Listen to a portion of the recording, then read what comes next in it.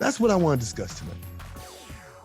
You know, is it hard for you, boss, to get started on anything? We can break it down to just the minor of details to start off with. Like, how do you begin things? What's your thought process in starting anything? Like, let's say you have a project at the crib that you need to finish up. Is getting started on it hard for you? I guess it just depends. Getting started's not really the hardest part for me. It's continuing that becomes the difficult part. Because I can start anything, and I can even start 10 different things, and I don't finish 9 of them. That's the problem. Yeah, so getting started is actually pretty simple. We could talk about getting started all day though, because I'm really good at getting started. Okay, so then let's talk about it, Mr. Getting Started expert. Right. You know, what's your thought pattern? Let's say your toilet broke. How would you approach it? Well, what part of the toilet broke? Let's say the hinge broke off, and now now that I don't have a cover anymore. So if that breaks, first thing I got to do is figure out, oh, great, they don't make this toilet size anymore. Perfect. Now what do I do? Right. That's how it always works out, right? Or they put a new hinge on it. Now you can't get the old hinge. So you got to buy both hinges because, that's how they make their money. And colleges and math books, 2 + 2 will always equal 4. Why are there 20 versions of this? Bingo. But, getting started, it's like if the toilet's broken, it's, I got to figure out what's wrong with it. I'm definitely not a toilet expert. So the first thing I got to do is figure out how the toilet even works, and then figure out where it's broken along the way. Like, is the water just overflowing? Maybe that means that the little buoy, that thing that's in it, that the float has fallen off, so the thing doesn't know that there's too much water in there, so it'll just keep pumping in. So it's that brainstorming activity of trying to go through and check all the boxes and figure out where things are at. From a creative standpoint, it just starts with staring off into space. All right. And usually happens when I'm in the middle of doing something, and then I'll just kind of zone out for a while, come up with something really cool, and then obsess over it all day long until I figure out whether or not I can do it. Like I said, getting started's easy. You ever watched The Good Doctor? TV show? Yeah. No. It's about a guy. He's a resident at a hospital, and he has autism. So he's brilliant in the mind, but his common sense isn't always up to snuff. Let's just say that. So, but like, let's say he has a patient that comes in and has an issue. They come in through the emergency room. They're on the brink of death. The doctor will stare into space. And then like these Pythagorean theorems and pi equals whatever, and all these different images of numbers will pop up, and he'll be like, I got it. And then he'll solve whatever's ailing the person and whatnot. So you saying that made me think of that show, The Good Doctor. So yeah. That's pretty much how everything gets started for me.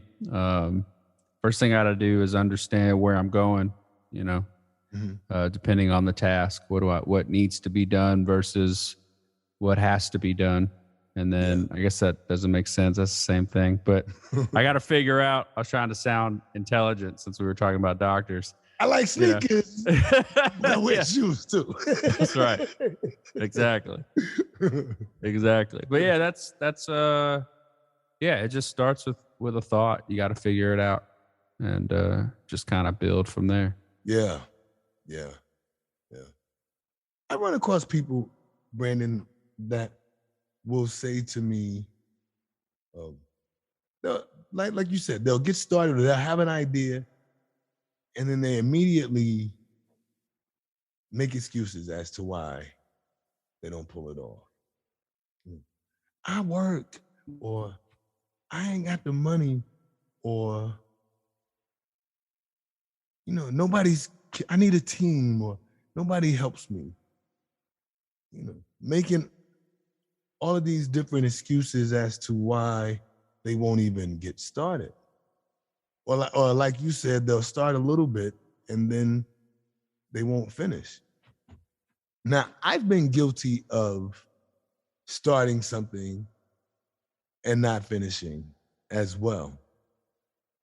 But just like you, I'm getting better at completing things. And I think one of the reasons why is because I've been sitting at the helm doing something, and it's like I have to get to a stopping point before I completely shut it down. Because it's like when I'm ready to log off or not do, let's say in regards to producing, if I'm producing a record, if I've been working on the record 4 or 5 hours, I can't stop and go make dinner just because it's 5 o'clock. I have to get to a point to where if I go and make dinner, I gotta know where I am when I come back to it. Yeah. I can't be guessing to like, oh man, I think I was working on the bass. Maybe I was. No, I have to get to a place to where even if I forget everything that I did, I can continue on to work, and maybe it'll come back to me later on, I was working on Luke's video a couple days ago, and my wife came down and she was like, hey, what are we doing for dinner tonight? I'm like, hold on. And I finish it. And she's like, it's already after 6:30. It's almost 7. It's going to be 8 before we eat. If we start cooking, we need to come up with something. And I'm like, wait. Right. And I finished that clip that I was working on, and then went upstairs, figured out dinner. We ate dinner, and then I came back down and was able to pick up right where I left off. Right. There's no way to just walk away when you're in the middle of creating something. Like, hold on. Yep. The house on fire. 5 minutes. You know what I'm saying? It goes back to when we were kids and we're playing video games, and my mom had I feel like it was an hour. Like once that hour hit, console's off. Yeah. And that would drive me nuts because that hour would hit. She'd come in and be like, all right, it's been an hour, turn it off. And I haven't hit that save point yet. Right. And I'm like, wait, I can't turn it off yet. I got to reach the save point. No, it's been an hour. Click. I got to do all that again. Right. All right. You got to let me get to this point. The thought is not complete. And I started playing video games before they even had save in the motherfucker. Right. Yep. So imagine my heartache and pain oftentimes. Oh, for sure. There was a game, man, on the regular Nintendo, Pro Wrestling. I don't know if you remember it. Pro Wrestling. Yeah. So I finally beat the game. It took me forever to beat the game. And it was a Sunday morning right before church, I'm playing this game. I beat the last guy. Right before they get ready to show me the next screen after you beat it, my mom comes in and turns off the game and was like, time to go to church. I know that feeling. Now, I was a kid when that happened, boss. I didn't find out how the game ended until I watched it on YouTube. Right. Yes.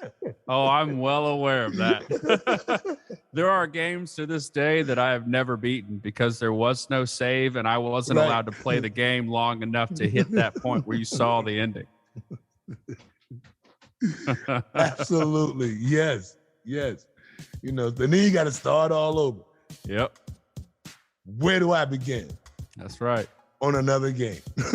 On another game. I'm done. And I could never get back to that point either. I couldn't. I couldn't right. get the game again. So it was like, yo. So, Yep. But like you, it's not. It's sometimes it can be.